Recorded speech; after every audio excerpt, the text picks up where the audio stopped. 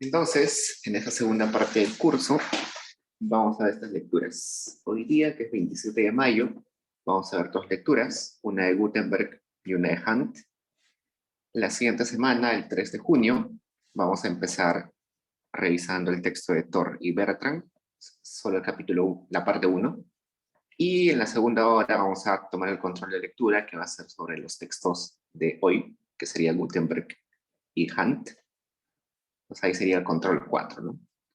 Y luego, en la semana del 10 de junio, vemos el texto de Burga y Flores Galindo, solamente esa lectura. El 17 de junio vemos el texto de Caballero, que es sobre la reforma agraria. Y el 24 de junio empezamos viendo otro texto de Hunt, y en la segunda hora tenemos el control de lectura, que va a ser sobre Burga y Flores, sobre Caballero, y ahí falta, también debería ser sobre Thor y Bertrand. Control 5 sería sobre 3 lecturas: Thor y Bertrand, Burga y Flores y Caballero. Y bueno, el 1 de julio, que es previo a finales, solamente va a ser un repaso. Ya no vamos a tomar control ni nada de eso. Recuerden que son 5 controles, de los cuales la nota más baja se elimina. Y además de eso hay una nota de participación, ¿no? Esa nota de participación es básicamente asistencia y ver cuán atentos y curiosos son sobre los temas. Preguntas, chicos. Todas las lecturas ya están en Paideia, así que si quieren empezar a leer, ya está todo ahí.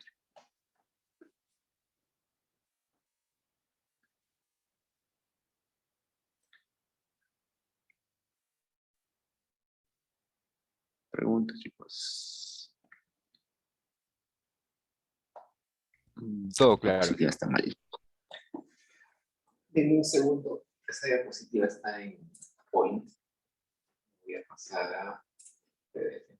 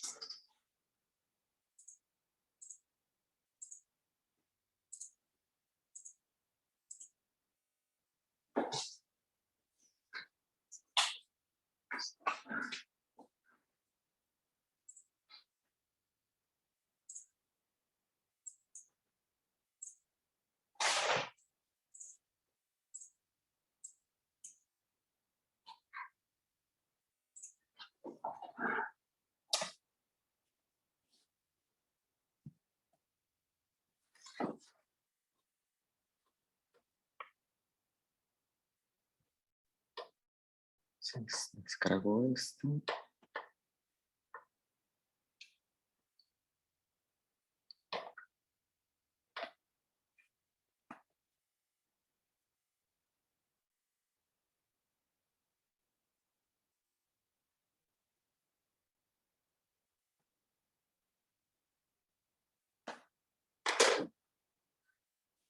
Ya. Entonces, hoy día, como ya les había adelantado, vamos a hacer dos lecturas. Uno sobre Gutenberg y otro sobre Hunt. Las diapositivas, como siempre, van a estar como un resumen, pero yo voy a hacer hacia el final de las diapositivas un pequeño mapa conceptual. Entonces, el texto de Gutenberg se llama Caudillos y Comerciantes.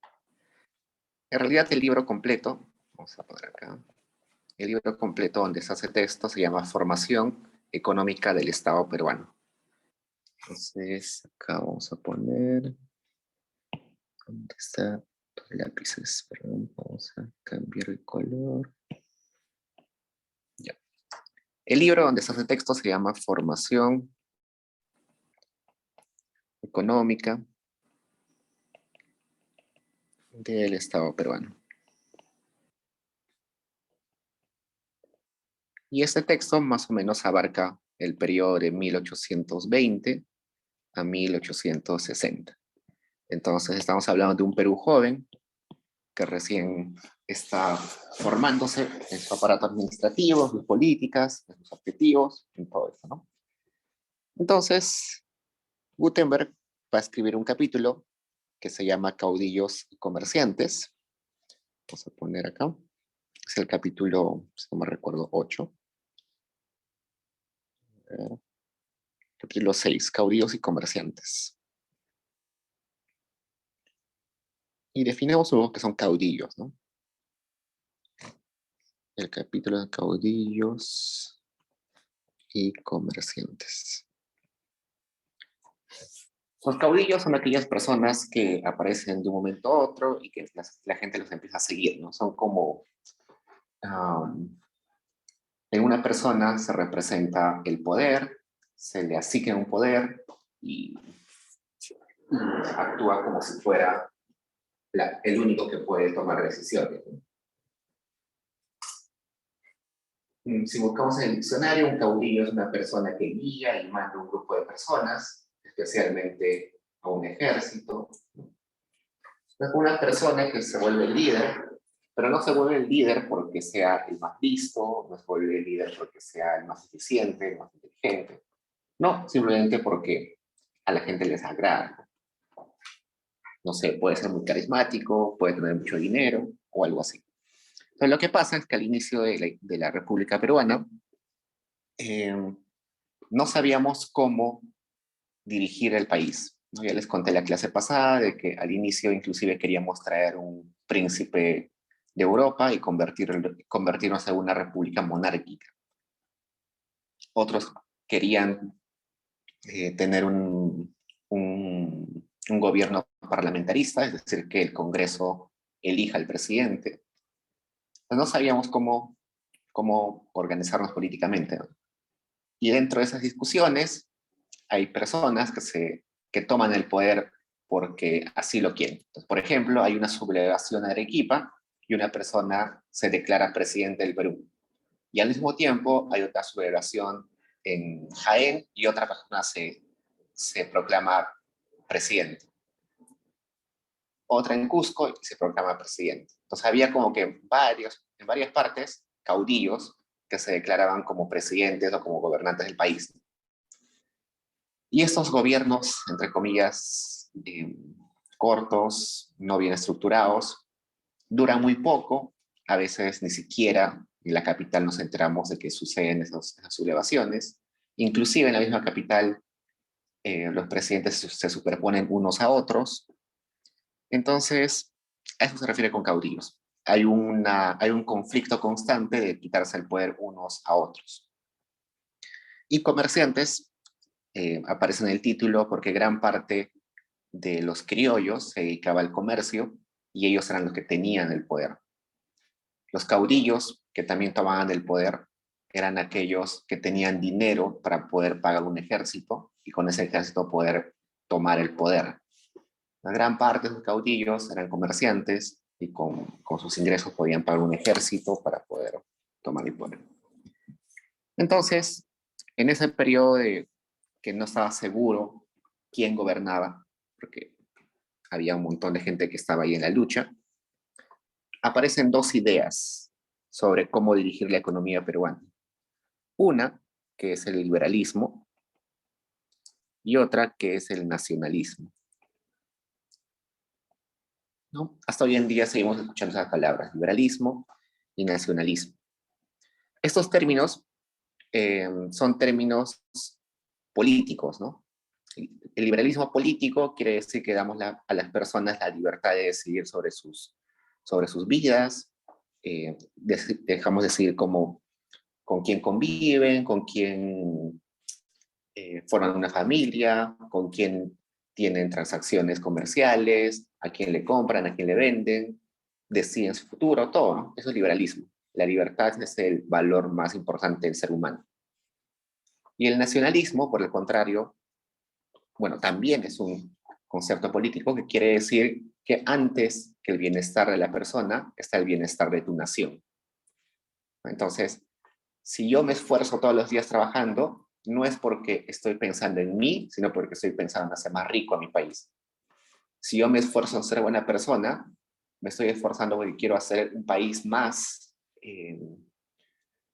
no sé, más honesto, no necesariamente porque yo estoy buscando mi bienestar individual. Bueno, pienso antes en la nación que en mi persona. Pero si estos conceptos los llevamos puramente a la economía, el liberalismo se traduce en libre mercado o libre comercio, ¿no? Todas las empresas tienen la libertad de decidir qué producir, cuánto producir, cómo producir, a quién venderle y a quién comprarle sus insumos. Yo puedo decidir libremente como consumidor a quién comprarle, eh, tengo la libertad de regatear si no me parece el precio, ¿no? Tengo un montón de ofertas, un montón de oferentes de productos que quiero comprar. Es el libre mercado. Y el nacionalismo, que también es un término político, pero si lo vemos solamente desde un enfoque económico, sería básicamente proteccionismo, ¿no? Proteccionismo. Es decir, eh, antes de pensar en decidir libremente sobre quién comprarle, tengo que favorecer a la economía peruana, a la economía nacional. O si yo tengo que comprar un polo que está muy barato y viene de China, o un polo que fue fabricado en el Perú pero que cuesta un poquito más, yo voy a preferir el polo peruano, porque estoy incentivando, estoy apoyando a la industria peruana. Y este proteccionismo viene acompañado de un montón de políticas económicas, ¿no? Como aumentar los impuestos de las importaciones, las aduanas, poner barreras a la entrada de empresas, incentivar eh, al empresario peruano, por ejemplo, con reducción de impuestos.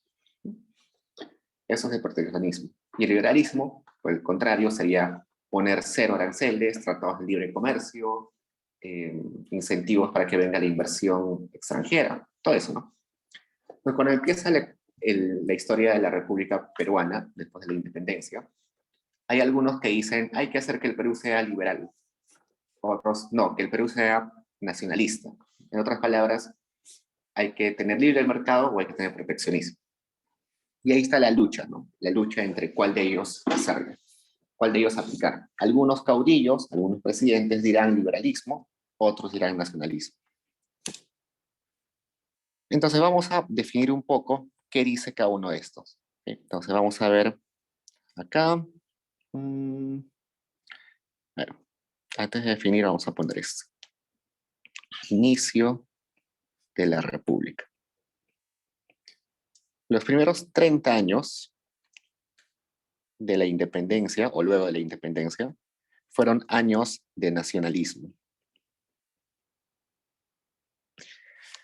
O sea, desde 1820, 21 hasta más o menos 1850, 51, tuvimos nacionalismo, proteccionismo en nuestro país. Eso no quitaba que había pensadores y políticos que querían el liberalismo, pero siempre ganaban los nacionalistas. Tanto así que en América Latina, Perú era el país más nacionalista.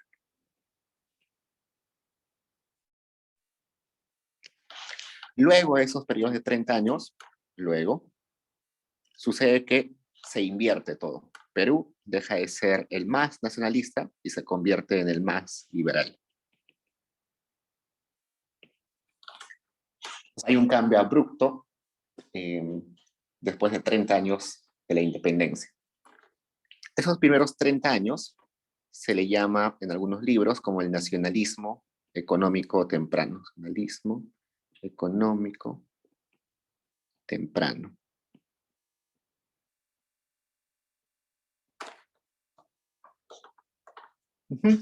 ¿Qué más?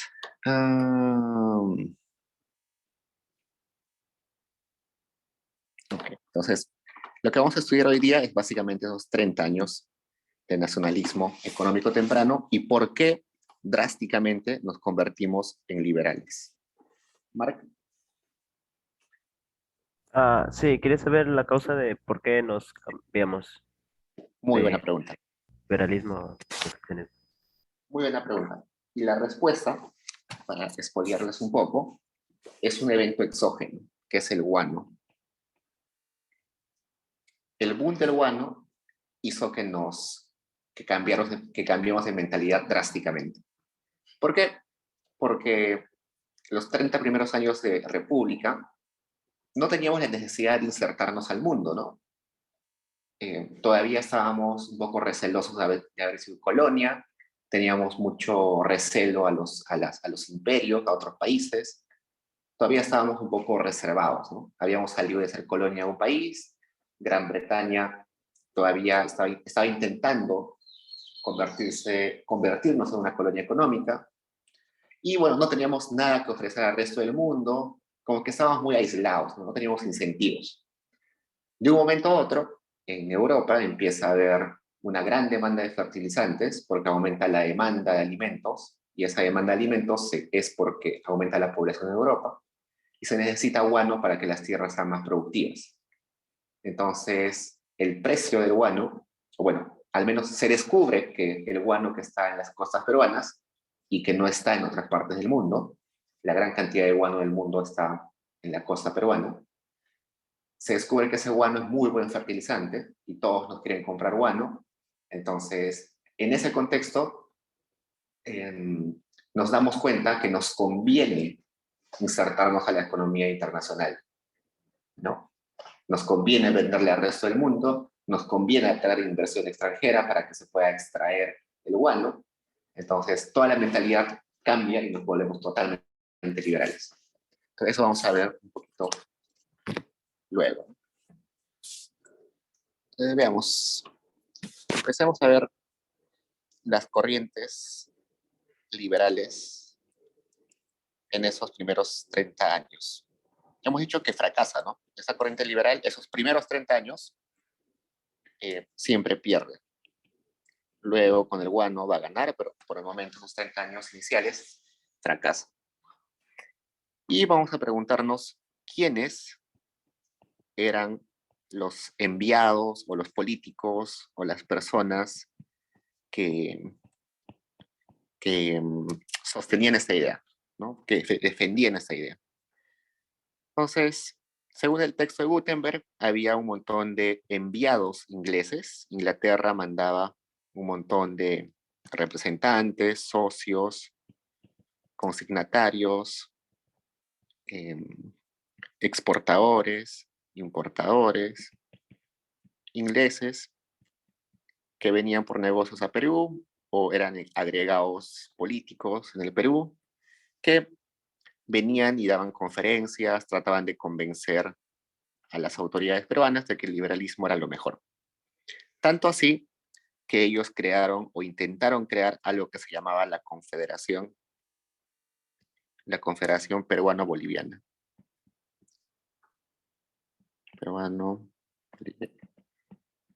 ¿Qué era? Ellos decían que si nos uníamos en un solo estado, Perú y Bolivia, íbamos a ser más fuertes para poder insertarnos en el mercado internacional. Como Estados Unidos, ¿no? Estados Unidos es una confederación de varios estados. Como Brasil, ¿no? Brasil, en realidad su nombre completo es Estados Unidos Brasileño. O como México, que son Estados Unidos Mexicanos. Con un montón de estados que se unen para supuestamente tener una sola unidad política y ser más grandes, más poderosos. Y bueno, eso es lo que proponían los ingleses, ¿no? Que Perú y Bolivia se integren en un solo país y así puedan competir e insertarse en el mundo. Por otro lado, también estaban los enviados de Estados Unidos, que estaban más en la costa norte. ¿Por qué en la costa norte?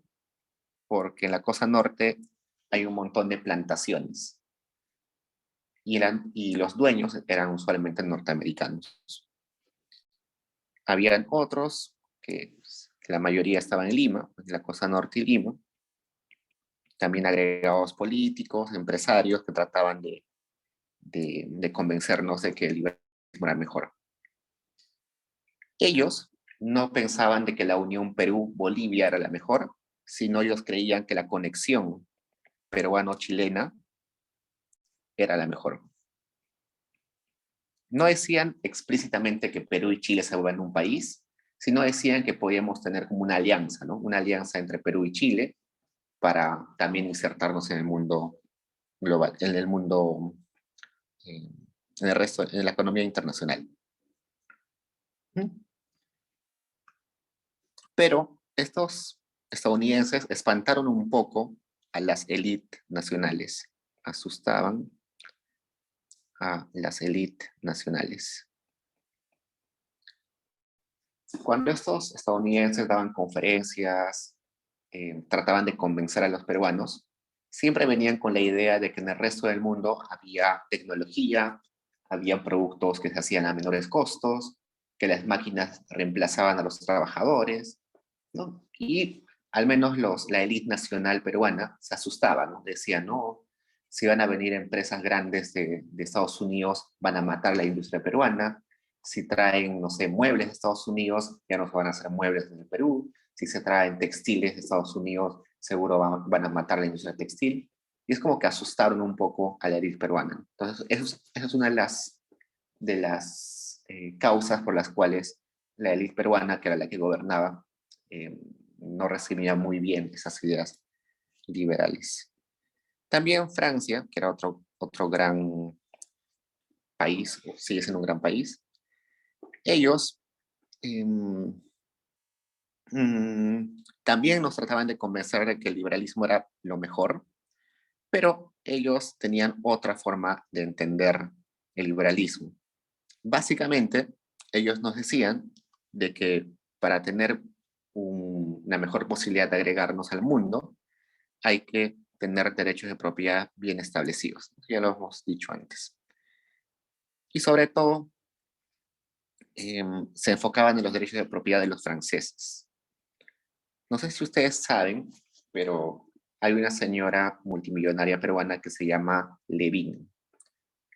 Esta señora multimillonaria tenía sus haciendas en el Perú, tenía doble nacionalidad peruana y francesa, y cuando vino el gobierno de Velasco le expropiaron sus haciendas. Esta señora, no solamente le expropiaron haciendas, sino algunas fábricas y todo eso. Esta señora sufrió lo mismo, entre comillas, o bueno, se le arrebató su propiedad, al igual que un montón de otras personas. Pero fue la única que ganó un juicio contra el Estado peruano para que el Estado peruano le reponga una suma de dinero exorbitante por compensación de esa expropiación. Y eso tiene que ver con que en esta época de las corrientes liberales al inicio de la República, Francia y Perú hicieron un tratado donde los derechos de los franceses dentro del Perú eran juzgados en Francia con las leyes de Francia. Entonces, ¿qué pasó? Esa expropiación que le hicieron a esa señora en Perú puede ser denunciada en Francia con las leyes de Francia. Entonces, lo que hizo la señora fue poner una denuncia en Francia y, evidentemente, allá las leyes son muy distintas y según las leyes de allá, el Perú tenía que compensarle no sé con cuántos billones de dólares por esa expropiación. Y ustedes dirán, sí, pero hay un montón de personas peruanas y norteamericanas a las cuales también un montón de peruanos otros que también se les expropió la misma cantidad, quizás más. Pero esas personas no pudieron poner un juicio en Francia porque no eran franceses y, y no se abrió ningún proceso, ¿no? Entonces, esa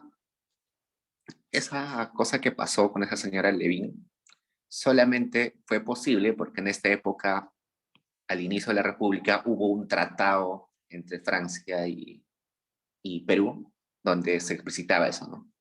En favor de la unión y el libre mercado entre Francia y Perú, vamos a dar facilidades para que la gente peruana pueda invertir a Francia y la gente francesa pueda ir a Perú. Y dentro de esas condiciones estaba esto, ¿no? Que cualquier delito o agravante, expropiación que se haga un francés dentro del Perú, se puede juzgar en Francia, ¿no? Sí, Perú aceptó eso. Este juicio de esta señora Levin sigue hasta hoy en día.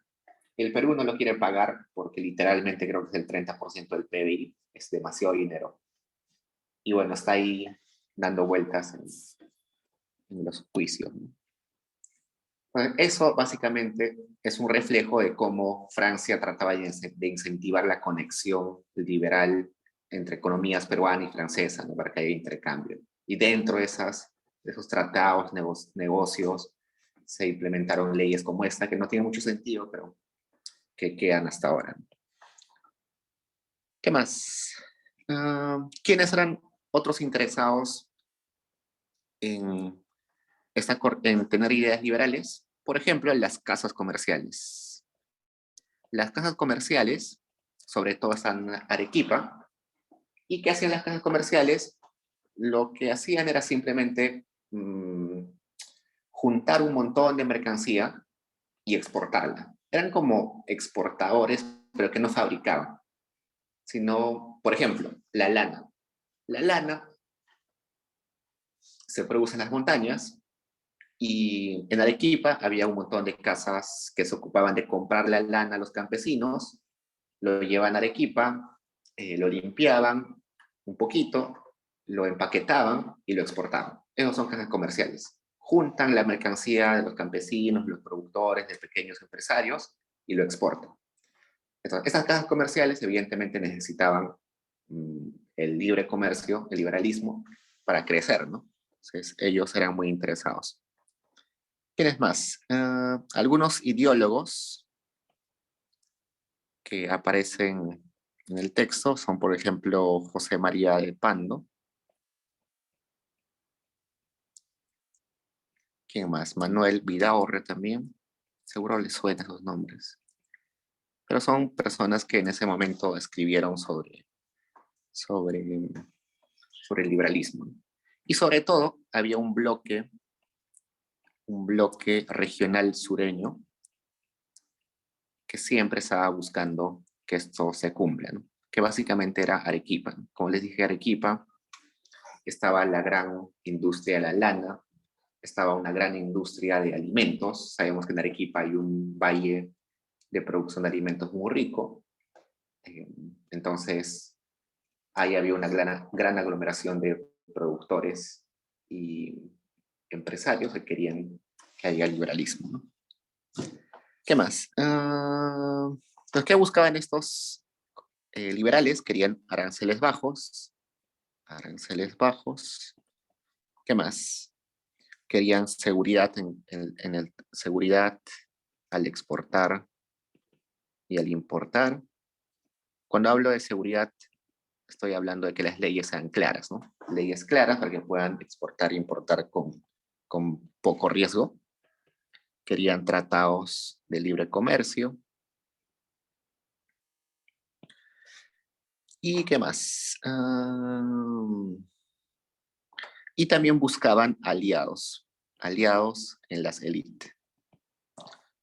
Resulta que varias empresas norteamericanas, inglesas, francesas, querían venir al Perú, pero como no conocían el mercado, buscaban un aliado, ¿no? Por ejemplo, uno de los bancos más grandes de Italia quiso venir al Perú, pero no conocía nada sobre la economía peruana, entonces salió con una familia de descendencia italiana que vivía en el Perú. Entonces, esta familia puso el 10% y la empresa, el banco italiano puso el 90%, y así empezó ese banco, ¿no? Que se llamó el Banco Italiano, que duró un montón de tiempo. Creo que hoy en día es el Banco de Crédito. Cambió de nombre y ahora es Banco de Crédito. Pero bueno, ese banco italiano, por ejemplo, empezó así. Y un montón de empresas empezaron así. Una gran cantidad de capital que llegaba del exterior y buscaban un aliado, un empresario peruano que ponía una parte y ayudaba con las conexiones, con el conocimiento sobre la realidad peruana. Entonces, esa élite que se beneficiaba de esas alianzas también protegía o quería implantar el liberalismo. Por otro lado, está la corriente nacionalista, que es el proteccionismo. ¿Quiénes defendían esa idea? Lo defendían los terratenientes, lo defendían los agroindustriales. ¿Quiénes más? Los comerciantes, los burócratas, los artesanos y los caudillos nacionalistas. Básicamente, todo aquello que se sentía cómodo en un entorno sin competencia. ¿No? Los terratenientes en ese momento tenían sus, no sé, sus tierras y producían alimentos, por ejemplo, pero como no tenían competencia, eran muy ineficientes, ¿no? No aprovechaban la tierra, no utilizaban fertilizantes, utilizaban maquinaria arcaica. A ellos no les convenía tener competencia del exterior porque evidentemente iban a venir alimentos eh, más baratos y de mejor calidad. Los agroindustriales igual, ¿no? Alguien que, no sé, eh, que produce, no sé, harina, esas cosas, evidentemente sabía de que si se importaban cosas del exterior, iban a salir perdiendo. Los comerciantes también, los comerciantes que son aquellos que venden, claro, que compran barato y venden caro, también no querían, sabían que la competencia les iba a matar. Los burócratas se sentían muy cómodos, sabían que si había libre comercio, se tenía que reformar el Estado, se tenía que reformar la burocracia para facilitar el comercio, para facilitar las leyes, entonces no querían salir de su zona de confort.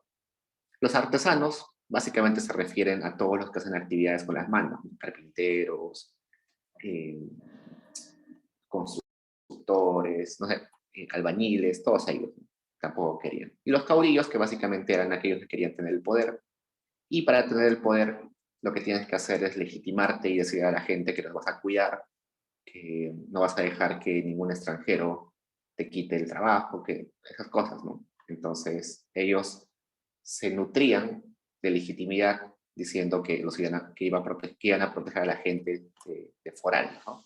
Y eso generó cierta xenofobia, ¿no?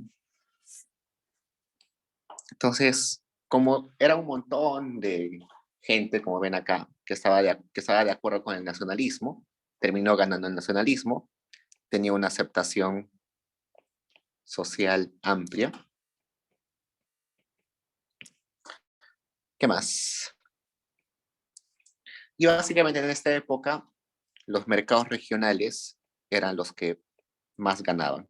Cuando hablo de mercados regionales, me estoy refiriendo de que cada pequeña región del Perú tenía su fábrica textil, tenía su fábrica de alimentos, tenía su fábrica de harina. O sea, como que la economía estaba fragmentada en el país.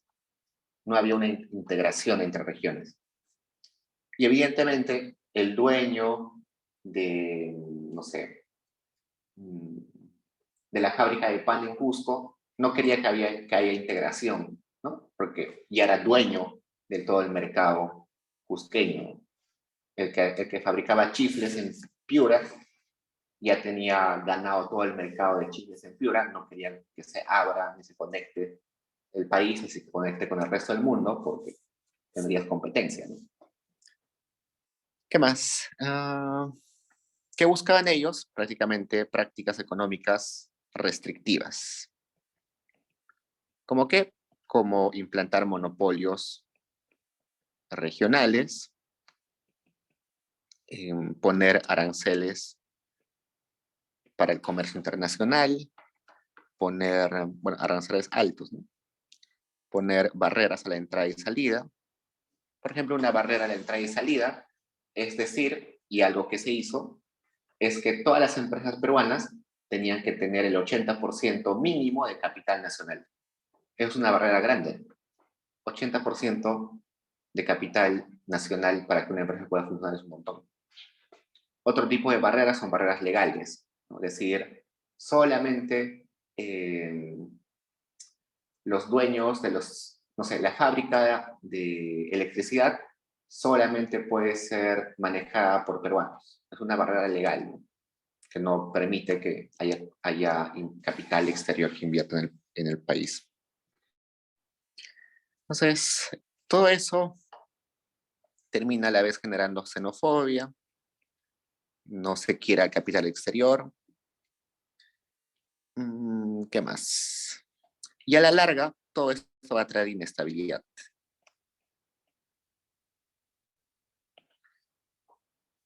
¿Por qué? Porque evidentemente ese conflicto entre liberales, nacionalistas, los caudillos que se peleaban por el poder, la xenofobia, un montón de gente que quería invertir, pero como habían empresarios que ya tenían que eran dueños del mercado de ciertas regiones, hace que haya inestabilidad. Además, si no hay libertad de comercio, evidentemente la economía no va a crecer mucho, todo va a estar muy estancado, no va a haber innovación, y todo eso hacía un poco de descontento poco a poco, ¿no? Y finalmente, como les dije hace un rato, esto termina recién con la llegada del guano. Nos veamos un poquito de datos. De 1820 a 1830, el autor habla que había un periodo que se le llama la conquista de la soberanía. En ese periodo de 10 años, básicamente el Perú no se ocupó mucho de la economía, sino lo que buscaba era la soberanía, ¿no? Volvernos totalmente independientes. Por eso nace esta frase que decían el Perú primero, ¿no? El Perú primero. Ese era el logo que estaba de moda en esa época. Todo lo que hacían los peruanos tenía que ser por el Perú. Entonces la idea de ese periodo es crear una conciencia nacional que básicamente se forja en expulsar al invasor, ¿no? Al que no es peruano. Se genera un montón de caudillos,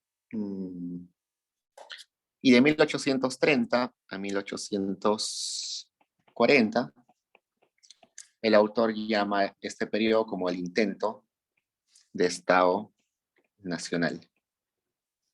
Una vez habiendo formado una conciencia nacional, ahora sí hay que implantar un Estado, un aparato gubernamental, una estructura en la cual pueden interactuar gobernantes con los ciudadanos, ¿no?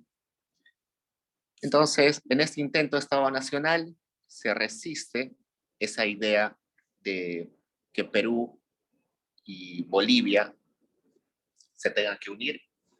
Se resiste esa idea de que Perú tenía que tener una alianza con Chile. Entonces, había un montón de gente que quería estas alianzas, estas uniones. Hay una resistencia por eso. De 1840 a 1850 hay una coalición estatal liberal. Hay un montón de gente dentro del Estado que empieza a ser convencida de que el liberalismo es lo mejor. Y en este periodo de 10 años es el momento donde hay más conflicto entre liberales y nacionalistas. Y exactamente, siendo precisos, en 1948 es cuando el guano empieza a ser el factor exógeno de cambio de ideas, ¿no? El guano termina en este momento de 1840 hacia fines de 1800, de los 40, hay el conflicto, ¿no? Pero nadie está ganando, ni gana el liberalismo, ni gana el nacionalismo, y el que define quién gana es el guano, ¿no? El guano termina definiendo al ganador.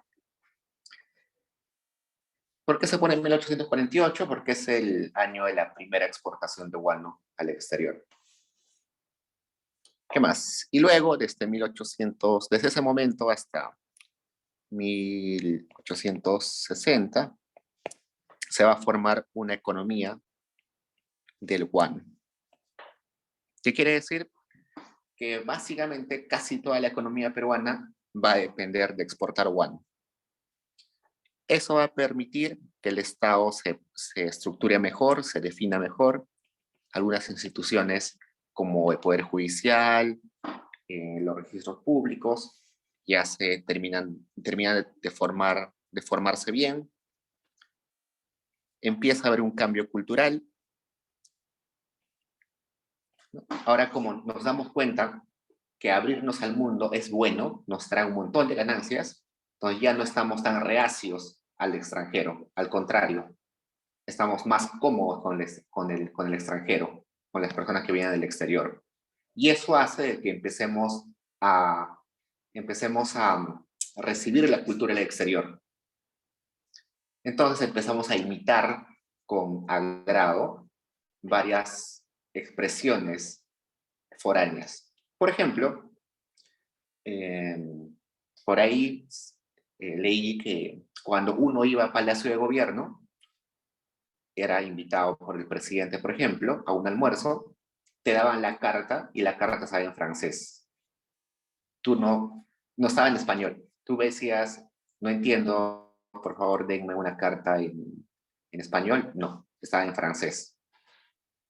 Los presidentes, por ejemplo, si ven algunas fotos antiguas, tenían trajes al estilo francés.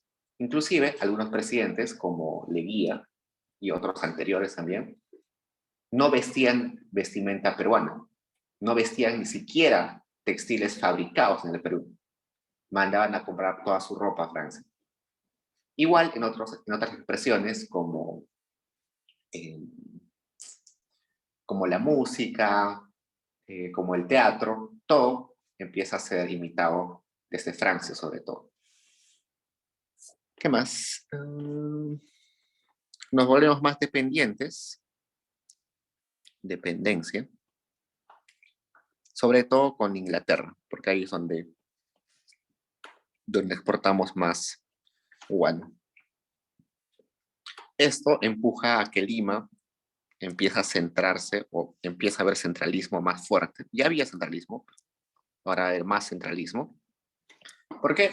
Porque todo el guano evidentemente estaba en la costa y extraer guano es simplemente sacar el guano con palas, ponerlo a un saco y subirlo al barco. No hay eslabonamiento, la sierra ni la selva pueden participar de esta actividad. No. Entonces, todo se centra en la costa, especialmente en los puertos de donde sale el guano, que es el puerto del Callao, el puerto de Pisco, creo, y nada más. Entonces, se vuelve más centralista el Perú. Ok. Preguntas, chicos, así.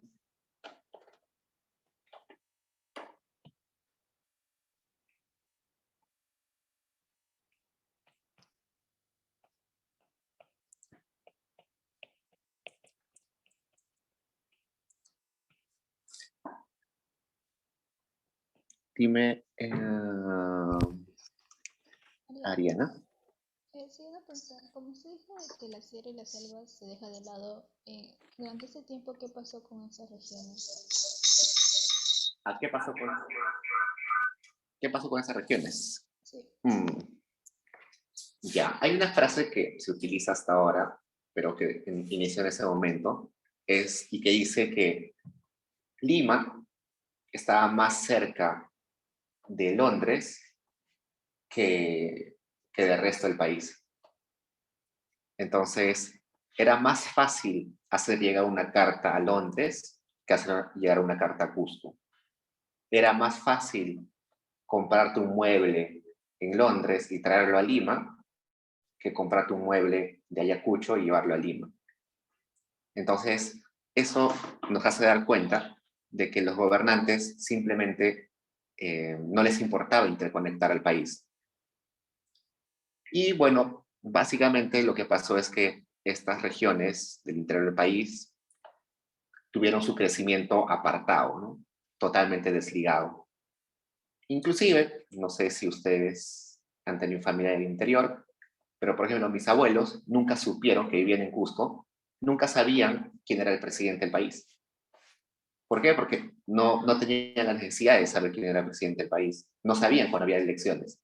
Y no porque no les importaba, sino porque Lima estaba totalmente desligada de las regiones. Y eso que les hablo es hace 50 años, imagínense hace 200 años, ¿no? Y a la gente de Cusco, a la gente de Arequipa, a la gente de Puno les importaba muy poco lo que sucedía en el gobierno de Lima, el gobierno central, porque no les afectaba. Entonces tenían un crecimiento aparte, simplemente por su lado, producían por su lado, tomaban decisiones. Más. Flor. Sí, una pregunta. ¿Habían otras ideologías políticas como la izquierda? Izquierda y derecha son definiciones que todavía no se usan en ese momento. Seguro luego van a aprender en otro curso que esto de la izquierda-derecha tiene que ver con que los jacobinos y todo eso. Pero en ese momento no. En ese momento el mundo, no solamente el Perú, tenía esas dos ideas, liberalismo y nacionalismo. ¿No? Hoy día puedes hablar de economía social de mercado, economías neutras, economías más pragmáticas, ¿no? Pero no, en ese momento las únicas dos ideologías que tenían poder eran esas dos. Las demás ni existían o eran irrelevantes en términos de personas que las defendían. Entonces, al menos en ese momento son las únicas dos que, que se pueden tomar en serio. Okay. Y hacia el final del texto habla sobre el nacionalismo cooperativista, o es corporativista, que pongo corporativistas. Corporativista. Okay. Entonces, esos 30 años iniciales, desde 1820 hasta 1850, en teoría fuimos un país nacionalista, ¿no? Eso es lo que dijimos, nacionalista. Protegíamos nuestra industria, nuestra economía, protegíamos al empresario peruano. Eso se tradujo en que los peruanos queríamos a nuestro país. Eso se tradujo en que los peruanos amábamos nuestras raíces, nuestra cultura. Tendría sentido, ¿no? Si nos esforzábamos tanto por proteger la economía peruana de los foráneos, también, en teoría, deberíamos sentirnos orgullosos de ser peruanos, de tener la cultura que tenemos, de tener la comida que tenemos, ¿no? Deberíamos ser nacionalistas en esos años.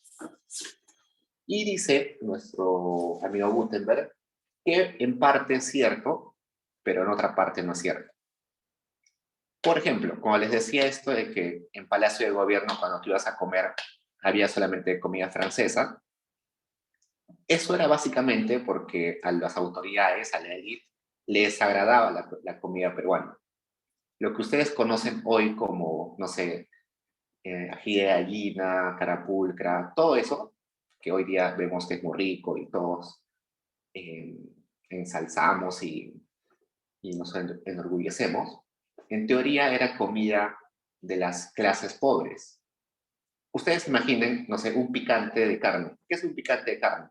Es simplemente trozos de carne, de papa, de zanahorias.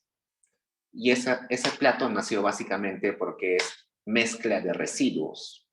Lo que sobra en una casa de cocinar varios días, lo mezclabas y eso era un picante de carne. Entonces, esa comida criolla que hoy conocemos básicamente es comida que nace de residuos, ¿no? Como las tripitas, no sé, esas cosas.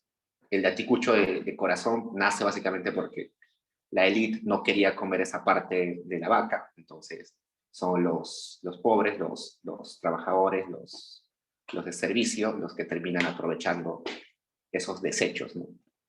Entonces la élite no estaba para nada feliz y orgullosa de esa cultura, ¿no? Por ejemplo, nosotros tenemos el Día de la Canción Criolla. El Día de la Canción Criolla recién se instaura, si no mal recuerdo, 1948, 50 y tantos, pero por ahí, o sea, ya es muy reciente el Día de la Canción Criolla. Entonces, 1820, 40, 50, todo eso era como visto mal, ¿no? Entonces, lo que dice nuestro amigo Gutenberg es que no había un nacionalismo de ese tipo, pero había otro tipo de nacionalismo. Ese tipo de nacionalismo se llama el corporativista o el corporativo. ¿Y cómo es este nacionalismo? Es un nacionalismo extraño, porque es un nacionalismo que nace de la clase social. Las características que él pone son las siguientes. Es un nacionalismo conservador, defensivo, elitista, estatista, estatista, de origen de clase y también de origen geográfico.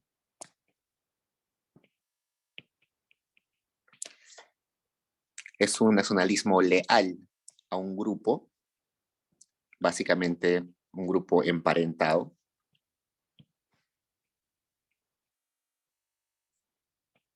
Es un grupo reaccionario,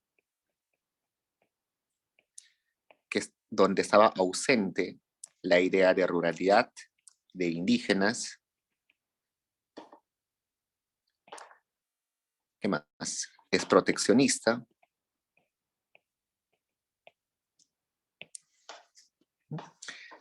Y vamos, ¿qué es esto?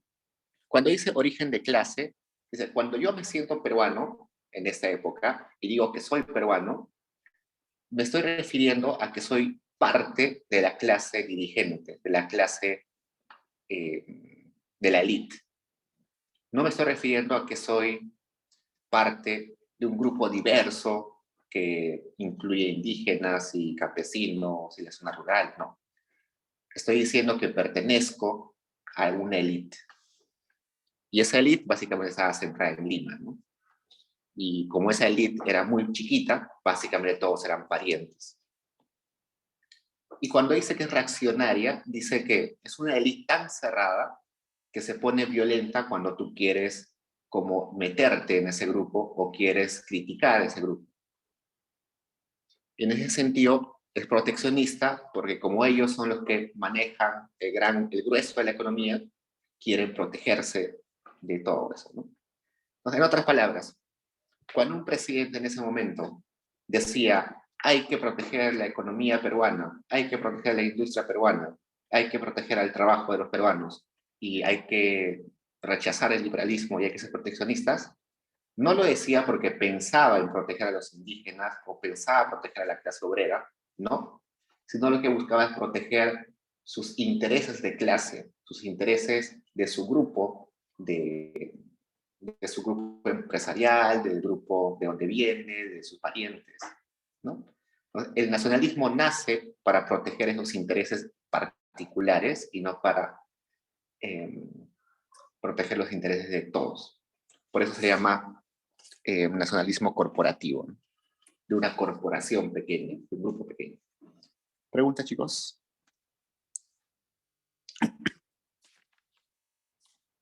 En otras palabras, ese corporativismo no tiene conciencia nacional. Tiene solamente una conciencia de clase.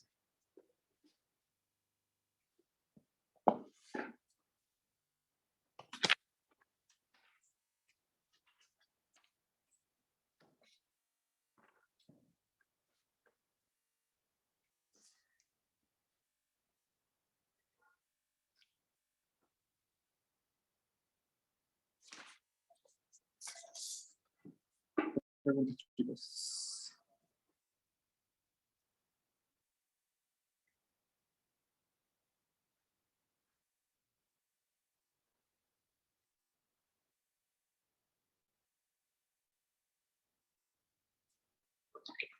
Pues pasemos rápidamente al otro texto para terminar temprano. Nos pasamos al texto de Hunt. El texto de Hunt se llama Guano y crecimiento. Guano y crecimiento. Y como dice el título, se va a ocupar de ese periodo donde el guano era la principal exportación peruana, ¿no? Y lo que se pregunta Hunt es, ¿dónde estuvo la falla? Si teníamos un producto muy deseado por el resto del mundo, que costaba un montón de plata, ¿por qué todos los ingresos no generaron crecimiento en la economía? ¿Por qué nos estancamos al final del periodo? ¿No? Lo que les decía de que la enfermedad holandesa, ¿no? De que el boom económico generado por el guano, al final, cuando terminó, nos dejó peor que al inicio. Y la respuesta de Hunt va a decir, esa pregunta que tú me estás haciendo, de dónde estuvo la falla, no está bien planteada. Porque según Hunt, el guano sí generó crecimiento. Y eso es algo que desencaja un poco, ¿no?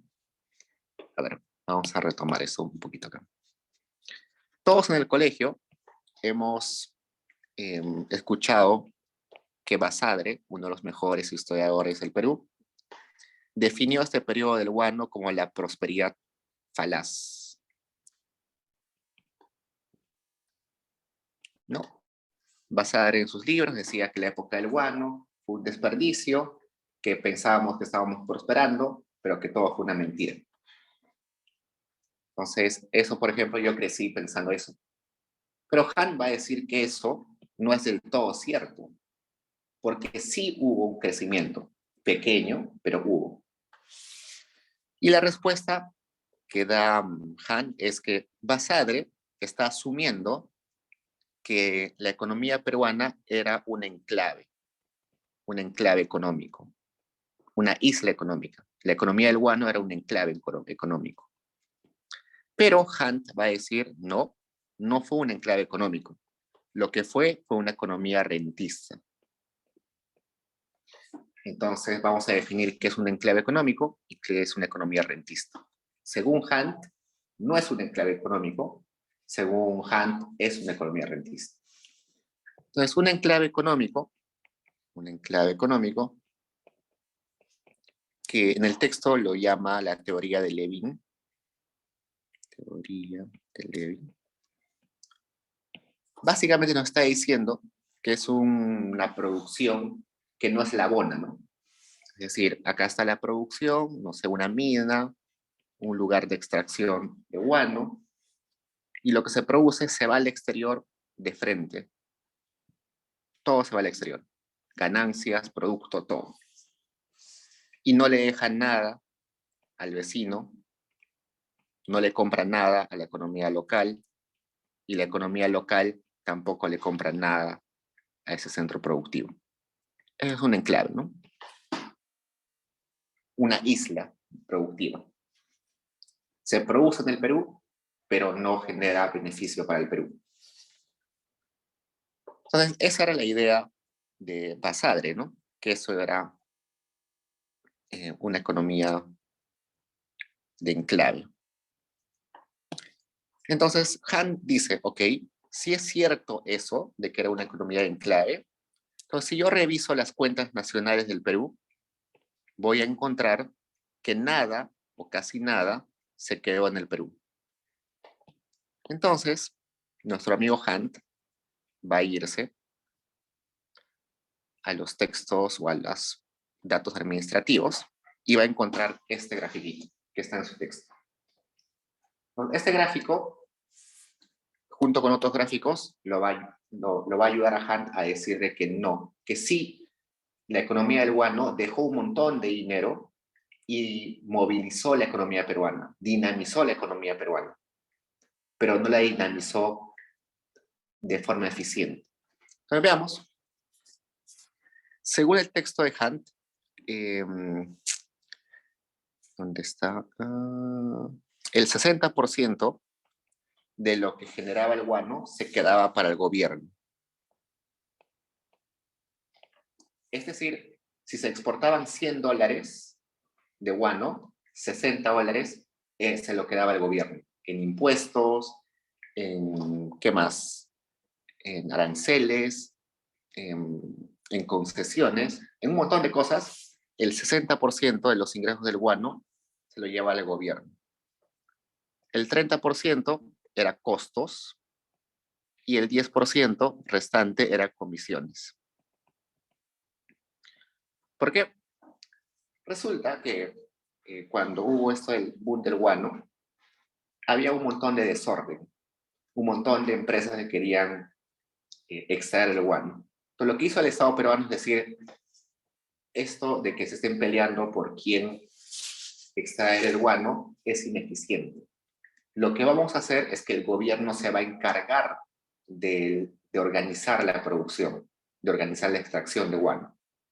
Entonces, lo que hacía el gobierno es encargarse de todo el proceso. El gobierno era dueño y contrataba a una empresa extranjera para que transporte el guano desde Perú hasta Europa. Contrataba una empresa para que se encargue de contratar a los trabajadores. Contrataba una empresa extranjera para que haya, no sé, ingenieros que puedan hacer una estructura para sacar el guano de mejor forma. Entonces, era el Estado el empresario, ¿no?, que hacía esto. Entonces, el 30% de todo eso se iba en costos, el 10% en comisiones para esas empresas que contrataba el Estado, y el 60% se lo quedaba neto el gobierno. Y el gobierno, de esos 60%, gastaba en estos ítems. Veamos en qué gastaba. El 7% lo gastaba en la reducción de carga tributaria a los pobres, sobre todo indígenas, ¿no? Entonces, los indígenas pagaban impuestos antes, el impuesto de los indígenas. Entonces, el gobierno decía, ok, ya no hay que cobrar los indígenas, se ve feo, además tenemos que ganarnos la legitimidad de los indígenas, entonces hay que reducir esos impuestos. Para llenar ese hueco, se invirtió el 7% de las ganancias del guano. Luego, el 29% de las ganancias del guano se invirtió para expandir la burocracia civil. ¿Qué quiere decir?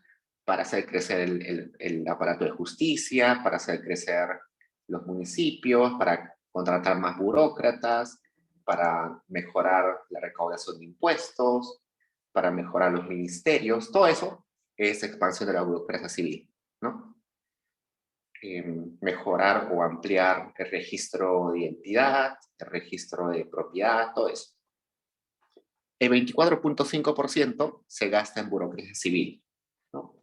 Contratar militares, vestir a los militares, comprar armamento, ¿no? Éramos un país joven, necesitábamos crear un ejército.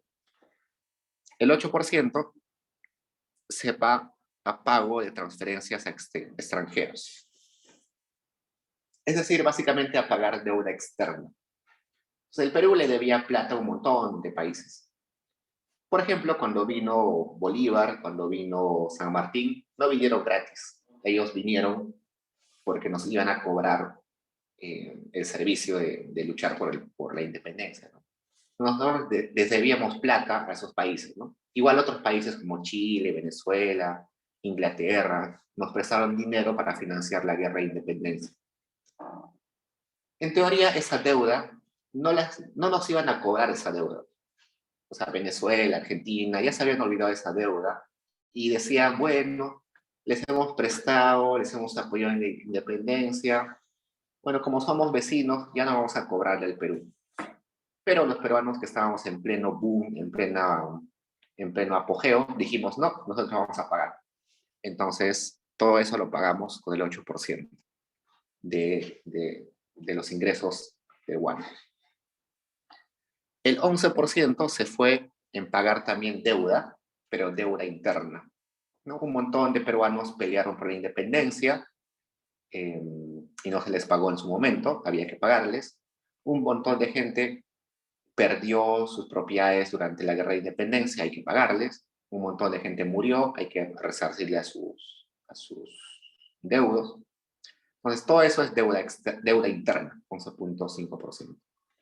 Y el 20% se fue a la construcción de ferrocarriles. Resulta que en aquel momento, 1820, 30, 40, que un país tenga un ferrocarril era sinónimo de modernidad. Solamente los países más modernos y más desarrollados del mundo tenían ferrocarriles. Entonces, si no tenías ferrocarril, eras un país totalmente retrasado.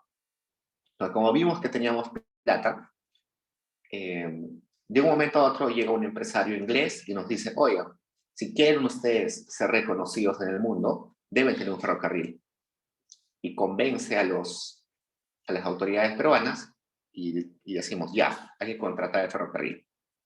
Pero hay un problema.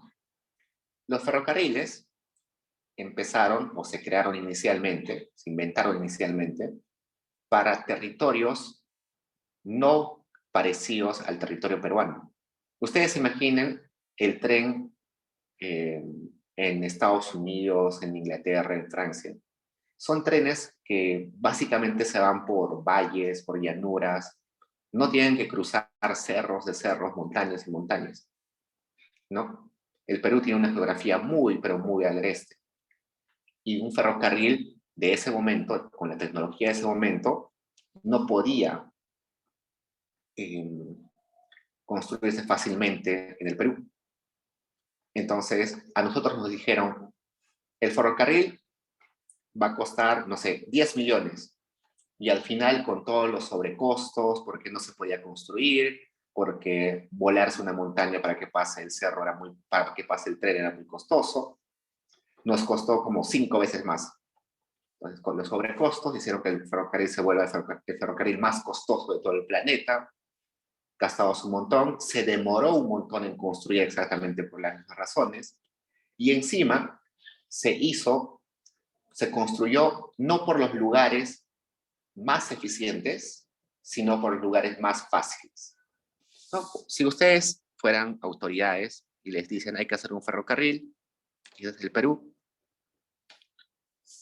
¿qué haría yo como presidente? Diría, ok, ¿qué ciudades necesitan conectarse para que el Perú crezca más rápido? ¿No? Entonces digo, no sé, acá hay una producción de textiles, una fábrica de textiles, o una gran cantidad de fábricas de textiles, y por acá hay una producción de lana. Entonces voy a conectarlos a estos lugares. Y para que se venda, voy a conectarlo con la capital.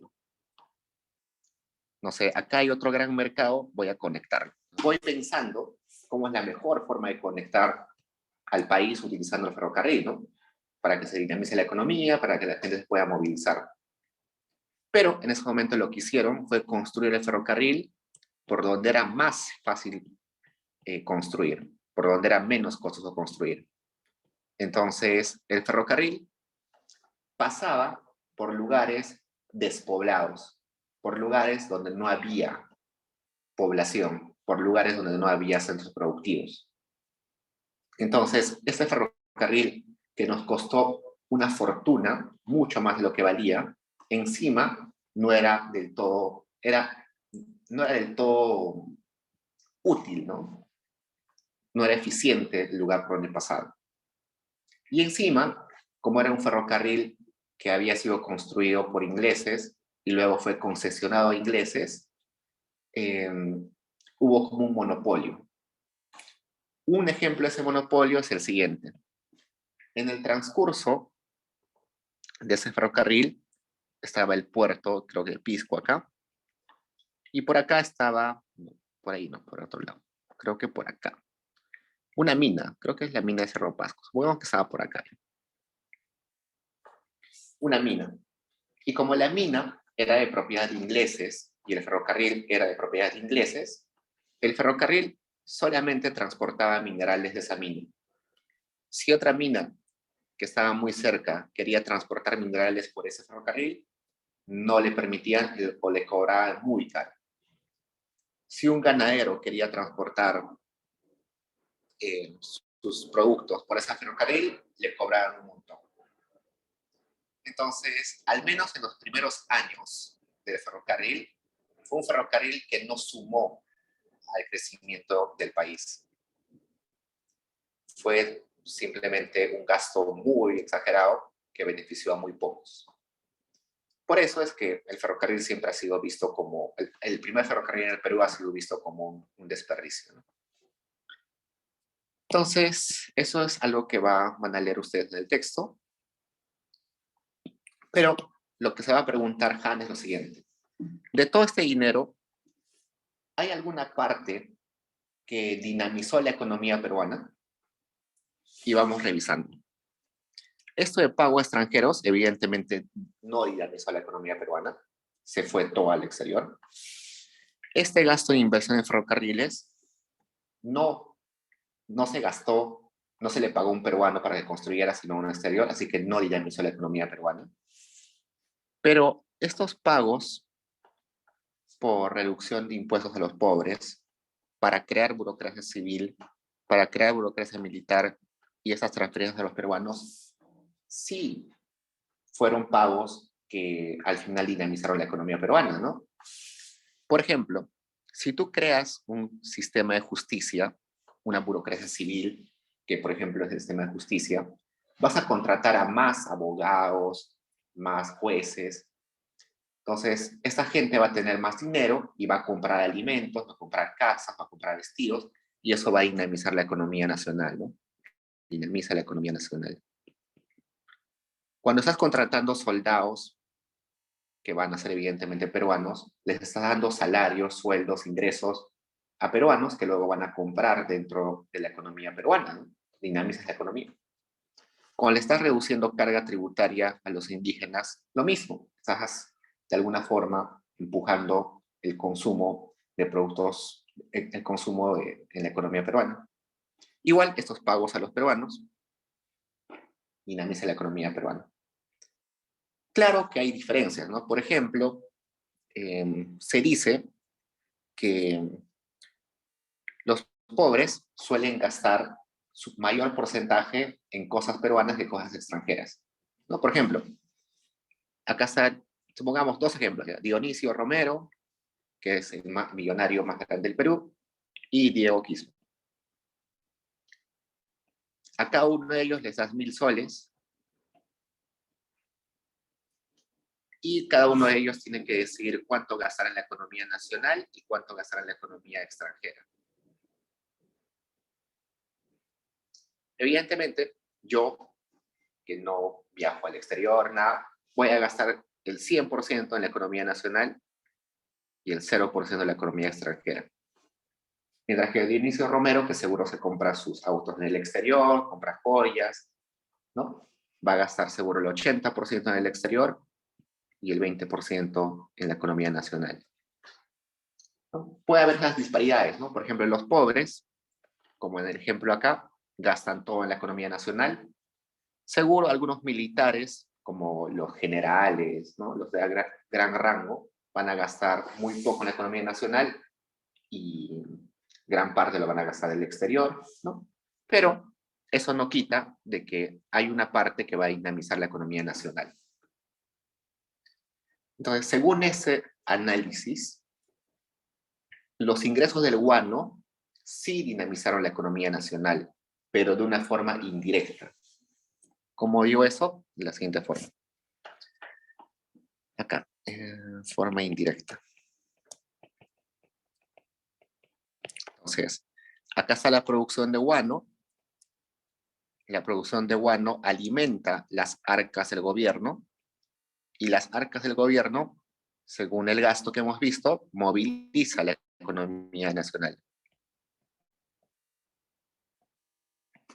Lo ideal hubiera sido que el guano movilice de frente la economía nacional, pero eso no sucedió. Sino lo que sucedió fue que hubo un efecto indirecto. Entonces, si consideramos eso, la economía peruana no fue del todo una economía de clave, porque sí dinamizó la economía nacional. Pero lo que pasa es que fue una economía rentista. Economía rentista. Y ahora vamos a definir qué es economía rentista. Una economía rentista es una economía donde las ganancias se explican por la posesión de cosas y no por ser eficientes, ser innovadores, ser inteligentes.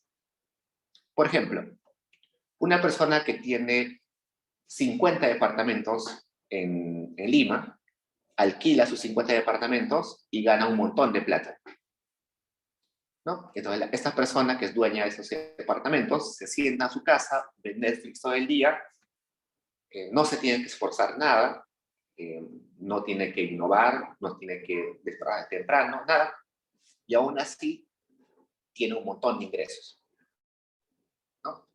Esta persona es rentista, gana de sus rentas, no tiene la necesidad de innovar, de ser más eficiente. Y igualito, en la economía peruana, del guano era así. El Estado lo que hacía era se sentaba, poseía guano, entonces solamente esperaba a que le entren ingresos por esa posesión de guano. Y ustedes dirán, ya, pero está bien. Pero en el largo plazo no está bien, porque al ser una economía rentista, no te obliga a innovar, no te obliga a invertir mejor, no te obliga a ser más eficiente, no te obliga a reducir costos, no te obliga a implantar nueva tecnología, ¿no? Y del ejemplo que les puse de ese señor que tiene sus departamentos y gana dinero por poseer cosas, si ya gana mucho dinero, no tiene incentivos para, no sé, para contratar un mejor administrador, no tiene incentivos para, no sé, ponerle mejor tecnología a sus departamentos, no tiene incentivos para reorganizar sus gastos, para invertir mejor. No, no, ya tiene ingresos de sobra. Eso mismo pasó con la economía peruana, con el gobierno peruano en ese momento. Nos dejamos llevar con que teníamos un montón de ingresos, pero no nos preocupamos en innovar, modernizarnos, tener mejor tecnología, reducir costos, integrar a la economía peruana, integrar a las regiones, nada de eso. Entonces, esta economía rentista provocó, bueno, cuando esta economía rentista era quizás una oportunidad, ¿no? Una oportunidad de modernizarnos, de ser más eficientes, de integrarnos regionalmente, pero la desperdiciamos y cuando se acabó esa oportunidad, nos quedamos con muy poco que se hizo acá, ¿no? Se dinamizó la economía, pero muy poco, y encima hicimos un gasto bastante grande, básicamente la quinta parte de los ingresos de Guano, en un ferrocarril que no nos sirvió de mucho. ¿Preguntas, chicos?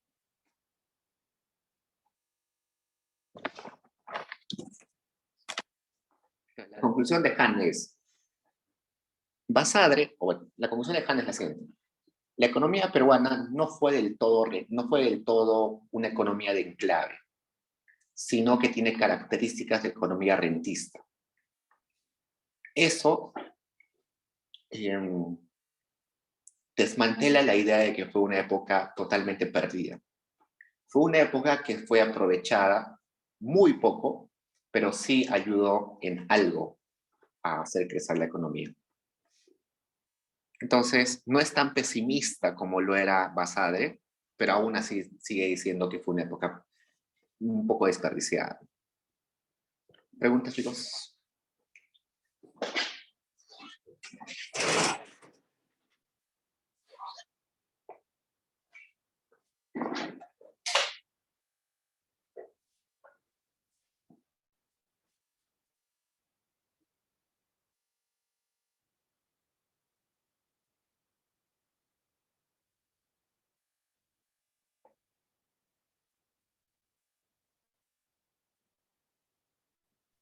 Profesor, hay preguntas en el chat. Dime. Hay preguntas en el chat. En el texto mencionan acerca de un modelo Harris-Todaro. ¿En qué página? ¿Qué texto? En el texto de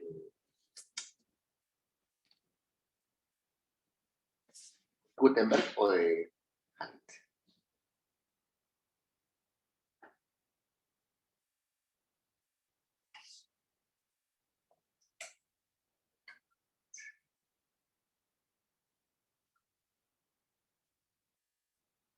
Página 117.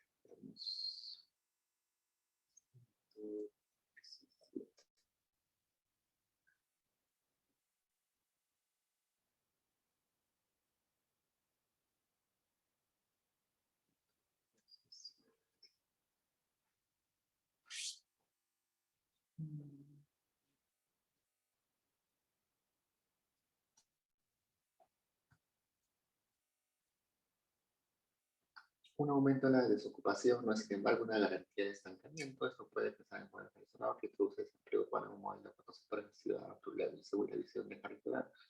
La migración de ciudades agrícolas aceptar el riesgo de desempleo para acceder a un empleo urbano, una regulación mayor. Encontrar mecanismos de organización para afrontar esta riesgo de mayor de la población. Ya. Lo que pasa es que esto no va a entrar, pero ningún control. Pero Es bueno saberlo. Hay una pregunta que es la siguiente. En el sector rural, ¿hay desempleo?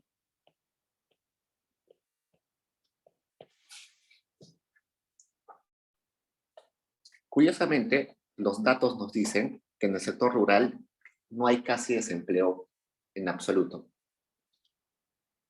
Y ustedes dirán, ¿qué? Pero si en el sector rural la gente es pobre, ¿cómo que no tiene desempleo? Resulta que en el sector rural hay actividades estacionales, ¿no?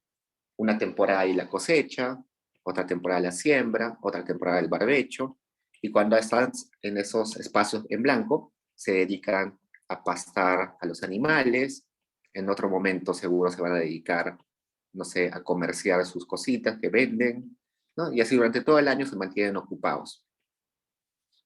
Porque la actividad usualmente del sector rural es una actividad estacional, ¿no? Solamente se puede cosechar ciertos meses, solamente se puede sembrar ciertos meses, entonces se ocupa el resto del tiempo en otras actividades. Entonces, resulta que en el sector campesino, el sector rural, casi todo el tiempo están con alguna actividad, están haciendo algo. No es como en el sector urbano, ¿no? En el sector urbano, si yo me quedo desempleado hoy día, estoy trabajando acá, estoy trabajando, me quedo desempleado un periodo, no sé qué hacer, ¿no? Es muy difícil como que anexarte a una actividad nueva. El problema con el sector eh, rural es que no hay mucho desempleo, pero lo que existe es el subempleo. Entonces, el problema del sector rural no es el desempleo, es el subempleo. ¿Por qué el subempleo? Porque las personas trabajan más de 48 horas, eso es un trabajo considerado como subempleo, o trabajan por remuneraciones menores a las de subsistencia. Por eso es que decimos que en el sector rural el problema no es el desempleo, sino es el subempleo. Y básicamente es lo que dice el modelo Harris-Torado. Me está diciendo que sí, el sector urbano puede absorber esta economía o a los trabajadores rurales, pero en unas condiciones muy distintas, ¿no? Esas condiciones van a hacer de que, si bien es cierto, en el sector rural tienes empleo todo el tiempo, pero es un empleo que te da ingresos muy inestables, muy por debajo del salario de subsistencia, mientras que en el urbano puedes tener salarios un poquito más estables, ¿no? Pero como que vas a tener periodos de tiempo donde no vas a tener nada de ingresos. Eso no es central en la lectura, pero básicamente para que lo chequeen. ¿Más preguntas, chicos?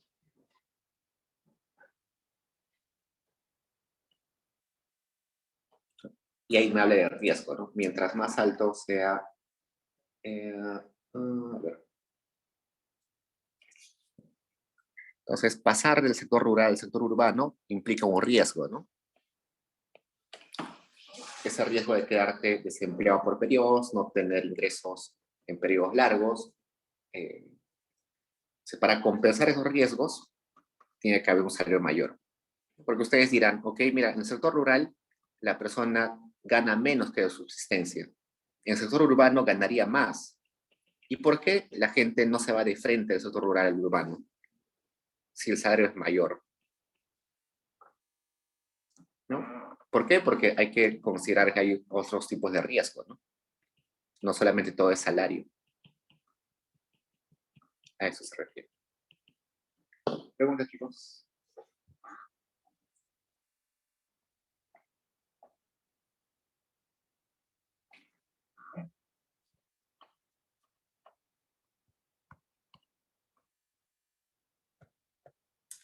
Profesor, Bien. ¿van a subir el cronograma de la segunda mitad del ciclo? Sí, sí. Justo estoy coordinando con los MJP para subirlo en un ratito. En media hora lo subimos.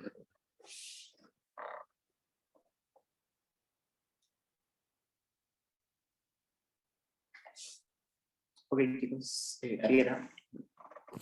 Sí, cuando menciona otro tipo de riesgos, ¿a qué se refiere? Por ejemplo, esto de no tener actividad todo el año. O sea, como te das cuenta, en el sector rural tienes empleo todo el año, tienes ingresos todo el año, pero en el sector urbano es más difícil encontrar empleo, ¿no? Vas a tener periodos largos de desempleo y cuando estés empleado vas a ganar más, pero va a haber otros meses donde vas a estar totalmente desempleado, con cero ingresos. Es como el riesgo de tener cero ingresos. En el sector rural nunca vas a tener cero ingresos, siempre vas a tener algún tipo de ingresos, sea monetarios, o sea en especias, o sea porque vas a trabajar y te invitan al almuerzo mientras trabajas. Ese riesgo ya no, eso es como estar seguro, ¿no? Al menos voy a tener el alimento seguro todos los días. Mientras que en el urbano simplemente te despiden y ¿dónde vas? ¿No? Hasta que encuentras un empleo no tienes cómo alimentarte.